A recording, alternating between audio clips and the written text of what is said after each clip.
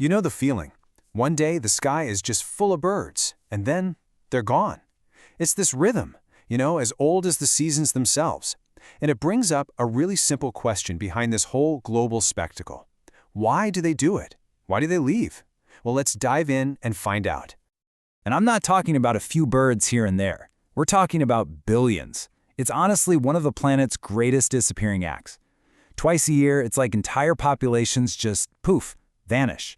They leave their homes, fly off into the great unknown. But it isn't magic. It's migration. And the real story of where they're going and why, well, that's even more amazing than the mystery itself. Okay, so first things first, let's get one thing straight. This is not a vacation for them. For a bird, migration is one of the most dangerous, most demanding things it will ever do. I mean, to get ready, some of them will eat so much they literally double their body weight. And that's all just fuel for a journey that pushes them to their absolute physical limit. So yeah, this isn't about leisure. This is about a desperate, primal need to survive. So it really all boils down to a massive trade-off.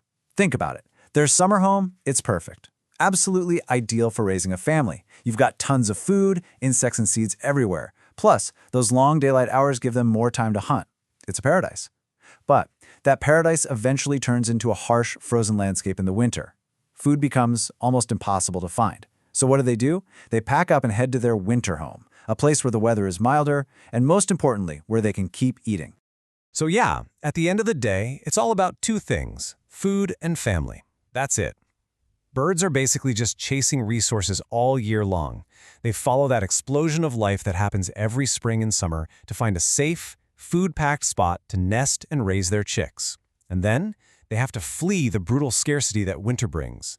It's this incredible, planetary-scale survival strategy, one that's been fine-tuned for millions and millions of years. All right, so now we kind of get why they go, right? But that just leads to a question that's honestly even more mind-boggling. How do they do it?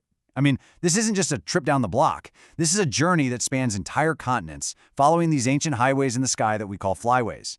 And to pull that off, well, birds are what you can only describe as a biological superpower. Now, I mean it. Just stop and think about this for a second. You have a tiny songbird, something that weighs less than a handful of loose change, right? That little bird can fly all the way from Canada down to South America, and then come back the next year to the exact same backyard, the same tree even. And they do all this with no maps, no GPS, nothing. A lot of them fly at night or over the completely featureless open ocean. How is that even possible? Well, it turns out it's not just one single trick. It's a whole toolkit of incredible senses. First off, birds have a built-in magnetic compass. I'm not kidding. They can actually feel the Earth's magnetic field and use it to find their way. It's a sense that we can barely even wrap our heads around. Then, during the day, they use the sun as a compass, and they have this super precise internal clock that helps them adjust for the time of day. And for the night flyers, they navigate by the stars just like ancient sailors. It's this beautiful, complex system, an absolutely incredible piece of natural engineering. So when you put that raw survival instinct together with this incredible navigation toolkit, what do you get? Well, you get some of the most epic, most unbelievable journeys in the entire animal kingdom. We are talking about feats of endurance that honestly just defy all logic. Let's just take one example, the Arctic tern. This bird is the undisputed champion of migration. It breeds way up in the high Arctic, taking advantage of that 24-hour daylight in the polar summer. But when winter starts to creep in, it doesn't just, fly south for a little bit. Oh no, it flies all the way to Antarctica, from one pole of the Earth to the other. Get this, 49,000 miles. That's the round-trip distance for this one little bird. To put that in perspective, that's like flying around the entire planet almost twice. And it does this every single year of its life. Because of this, the Arctic tern basically lives in a state of perpetual summer, just chasing the sun from one pole to the other. Just try to let that number sink in for a minute. 49,000 miles. These journeys are ancient. They're literally etched into the DNA of these birds, passed down over millennia.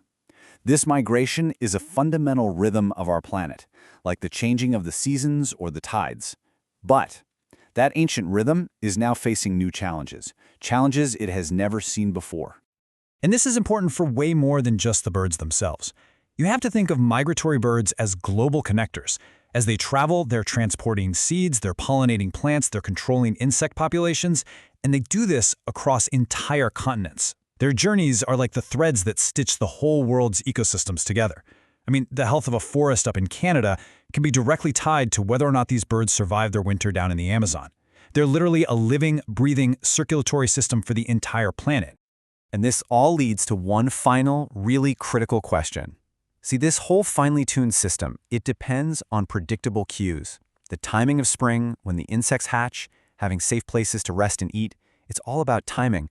But as our climate and our landscapes keep changing, these ancient routes are getting thrown into chaos. Light pollution is washing out the stars they need to navigate. The wetlands they rely on to refuel are disappearing. The whole rhythm, it's fallen out of sync. So the real question we have to ask ourselves is, can these ancient, incredible journeys, these planetary pulses, can they actually continue in the world that we're creating?